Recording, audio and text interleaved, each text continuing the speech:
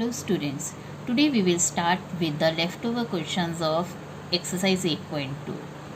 In the last video we have done questions up to 5. Now we will start with question number 6. Now in this question, during a sale लगी हुई है कहीं पे, a shop is offering a discount of 10%. आपको पता है आजकल हर जगह आप मार्केट में जाते हो डिस्काउंट आपको मिलता है on the marked price. Marked price means printed price जो उसके ऊपर होता है. कोई भी प्राइस टैग लगा होता है तो वो प्रिंटेड प्राइस या मार्क्ड प्राइस होता है of all the items. But should a customer have to pay for a pair of jeans marked at ₹1450 and 2 shirts marked at ₹850 each. तो इसमें हमने क्या ख़रीदा है, टोटल मार्क प्राइस की चीज़ें जो हमने ख़रीदी हैं, एक जीन्स ख़रीदी है इतने की, शर्ट एक है, नेक्स्ट भी हमारी शर्ट सेम रेट की है 850, 2 शर्ट्स क्योंकि हमने बाई की हैं. तो इसका मतलब हमारा जो टोटल बिल बनेगा that would be 3150 rupees. Now we will got a discount. Discount कितना है हमारा 10%. 10% off MP means 10% off marked price. तो हमारा ये ज़ीरो से ये ज़ीरो कट गई, ये ज़ीरो से ये ज़ीरो कट गई, तो आपका जो डिस्काउंट है वो आपका कितना आ गया 315. यानी अब आपका इस प्राइस में से ये प्राइस लेस हो जाएगा. तो आपका टोटल मार्क प्राइस ये था, डिस्काउंट लेस करके आपका ये आ जाता है.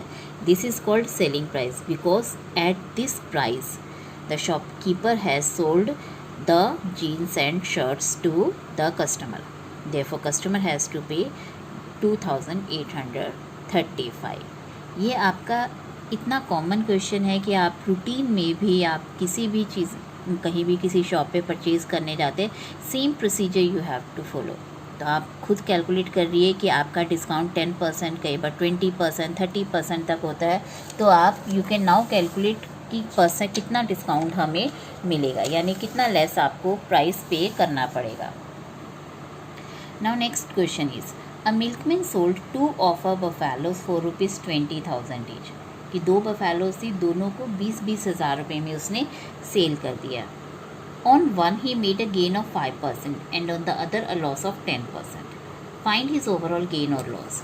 तो ओवरऑल गेन और लॉस हमें निकालना है. तो फर्स्ट बफेलो सेकंड बफेलो हम इस तरह कैलकुलेट करते हैं.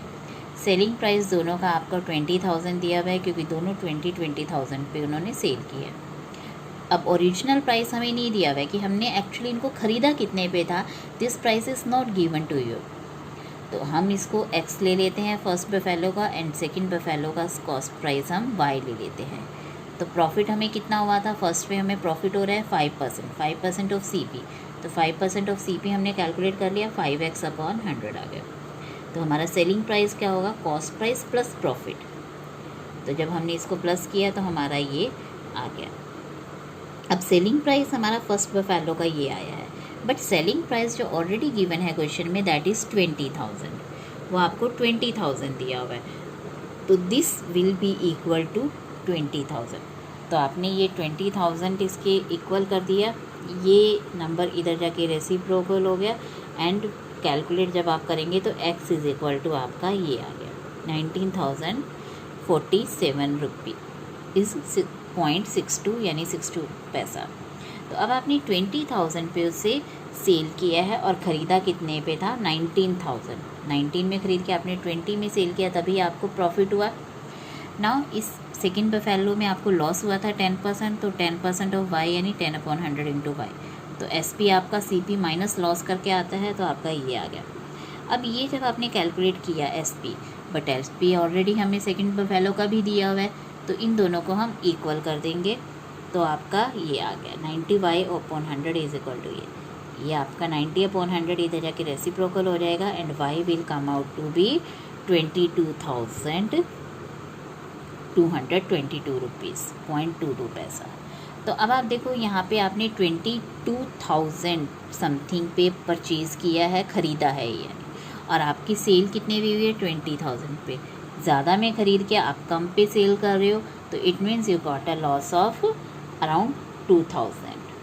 नाउ अब हमने क्योंकि ओवरऑल पे निकालना है तो टोटल CP हम दोनों की ले लेंगे. इसकी CP ये है और इसकी CP ये है. तो दोनों को जब हमने प्लस किया 41,269. और टोटल एसपी कितनी है, क्योंकि दोनों 2020 पे सेल की थी, 40,000 आ गया। अब दोनों आपने 41,269 में ख़रीदा है और सेल करने पे उसे 40,000 में सेल हुई है, तो आपको लॉस हुआ। तो लॉस कितना हुआ, 1,269। तो ओवरऑल लॉस जो है वो हमारा इतना आया। Now next question, the price of a TV was 13,000 के प्राइस कितना है, टीवी का 13,000 है और सेल्स टैक्स उस पर चार्ज हुआ है 12%। तो सेल्स टैक्स क्या होता है कि आप कोई भी चीज़ लाते हो, टैक्स जो है ये गवर्नमेंट को जाता है, ये हम टैक्स जो है शॉपकीपर को देते हैं और शॉपकीपर आगे गवर्नमेंट को डिपॉजिट करवा देते हैं। तो क्या होता है कि find the amount Vinod will have to pay if he buys at the it, अगर वो ख़रीदता है तो उसे कितना टैक्स देना पड़ेगा और टोटल मनी कितना देना पड़ेगा।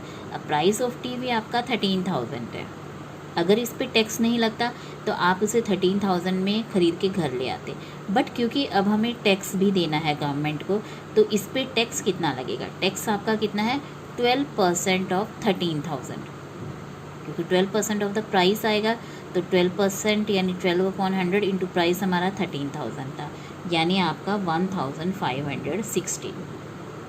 तो आपका टैक्स जो है कितने लगेगा ये। तो अब आपको पे कितना करना है शॉपकीपर को, तो प्राइस आफ्टर टैक्स कितना हो जाएगा 13,000 प्लस 1,560, यानी आपको कितना पे करना है 14,560 जो है वो आपको शॉपकीपर को पे करना है। आपको टीवी कितने में पड़ा है, 14,560 में पड़ा है, बट उसका एक्चुअल प्राइस क्या था 13,000, आफ्टर टैक्स ये प्राइस है, तो आपको इतना पे करना है। हालांकि इसमें से जो टैक्स का अमाउंट है वो शॉपकीपर आपसे लेके गवर्नमेंट के पास डिपॉजिट करवाता है। सो विनोद हैव टू पे 14,560 रुपीज़।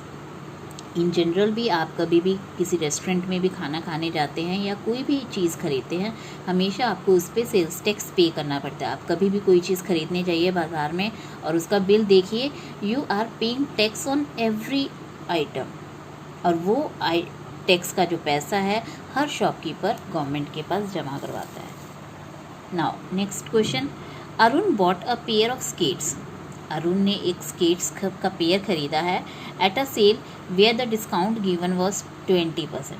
आपको वहाँ पे डिस्काउंट 20% मिल रहा था, और if the amount he page 1,600, तो अगर वो 1,600 पे करता है, 1,600 पे करता है तो इसका मतलब उसका स्केट्स का एक्चुअल अमाउंट जो है वो ज़्यादा होगा, क्योंकि 20% डिस्काउंट लेस होने के बाद उसे 1,600 पे करना पड़ रहा है।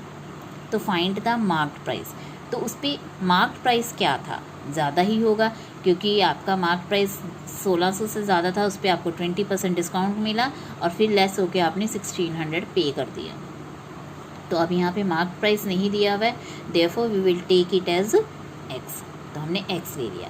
अब डिस्काउंट कितना मिला है, हमें इस प्राइस पे डिस्काउंट मिलता है, जो प्रिंटेड प्राइस होता है हमारा किसी भी आइटम पे, उस पर हमारा डिस्काउंट होता है 20% ऑफ MP। तो 20% ऑफ MP जब हमने कैलकुलेट किया, ये x/5 आ गया। तो इसका मतलब आपको यहाँ जो भी प्राइस होता है मार्क्ड प्राइस में से आप डिस्काउंट लेस कर दोगे तो सेलिंग प्राइस आ गया। Selling price is equal to x minus x/5, मतलब सेलिंग प्राइस वो प्राइस जिस पे सेल हो रहा है आपको।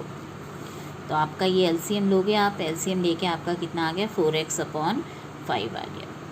4x/5 सेलिंग प्राइस आ रहा है, इतने में वो बेचेगा आपको, तो पर हमने उसे इतने में बेचा है, 1,600 में उसने हमें बेचा है, तो ये 1,600 इक्वल इसके कर देंगे। तो ये क्योंकि ये हमने वो अमाउंट निकाला है जिस पे हमने ख़रीदा है, और एक्चुअली क्वेश्चन में 1,600 दिया हुआ है ये वाला अमाउंट, तो दोनों को हमने इक्वल कर दिया। तो ये 4/5 जो है आपका इधर आके रेसिप्रोकल हो गया, तो 1,600 इंटू 5/4 कैलकुलेट करके आपका 2,000 आ गया। इसका मतलब वो स्केट्स पे जो प्रिंटेड प्राइस था वो 2,000 था, 2,000 पे आपको कितना 20% डिस्काउंट मिल गया, तो आपको 1,600 का वो पड़ गया। आप कैलकुलेट भी करके दे सकते हो, 2,000 था आपका, तो 2,000 पे आप 20% कैलकुलेट कर लो, तो आपकी ये ज़ीरो से कट गई, ये ज़ीरो आपकी ये ज़ीरो से कट गई, तो 200 इंटू 2 400, यानी 400 रुपीज़ आपको डिस्काउंट मिल गया। तो 2,000 की चीज़ थी, 400 डिस्काउंट मिल गया, 1,600 आपने पे कर दिया, और यही आपको क्वेश्चन में दिया हुआ है। Now next question, I purchased a hair dryer, कि मैंने एक हेयर ड्रायर परचेज़ किया है ₹5400 में ख़रीदा है, इंक्लूडिंग 8% वैट। वैट होता है वैल्यू एडिड टैक्स, आप इसे टैक्स ही मान के चलें कि टैक्स है, 8% टैक्स दिया है मैंने, तो ऑब्वियसली 8% टैक्स भर के मैंने से 5400 पे किया है, तो इसका मतलब उस पर प्राइस जो एक्चुअली प्रिंटेड था वो कम होगा। तो find the price before VAT, यानी बिफोर वैट उसका प्राइस क्या था। तो हम प्राइस बिफोर वैट, अब हमें नहीं मालूम प्रिंटेड प्राइस इस पर क्या था, तो हमने एक्स ले लिया। तो टैक्स कितना लगा, वेट मतलब टैक्स ही है, वैल्यू एडिड टैक्स, तो 8% ऑफ एक्स आ गया, 8% ऑफ एक्स यानी 8x/100। तो अब प्राइस आफ्टर वेट क्या हो जाएगा, जो प्रिंटेड प्राइस था प्लस टैक्स का अमाउंट दोनों को ऐड कर देंगे, तो हमारा ये एलसीएम लेके 108x/100 आ गया। तो अब हमने ये प्राइस आफ्टर टैक्स है, प्राइस आफ्टर टैक्स हमने ये पे करना होता है, और हमने पे कितना किया है 5400, तो ये दोनों को हम इक्वल कर देंगे। तो ये दोनों को इक्वल कर दिया, ये इधर जाके रेसिप्रोकल हो गया, तो आपका after calculation x comes out to be 5000। इसका मतलब आपका जो प्राइस बिफोर वेट था वो 5000 था, 5000 था, और 5000 पे आपको 8% टैक्स देना पड़ा। 5000 पे आप कैलकुलेट भी कर सकते हो, 5000 पे 8% टैक्स कैलकुलेट कर लो, तो आपका कितना आ जाएगा, ये 2 0 से 2 0 कट गई, 8 5 40, 400 आपका टैक्स है।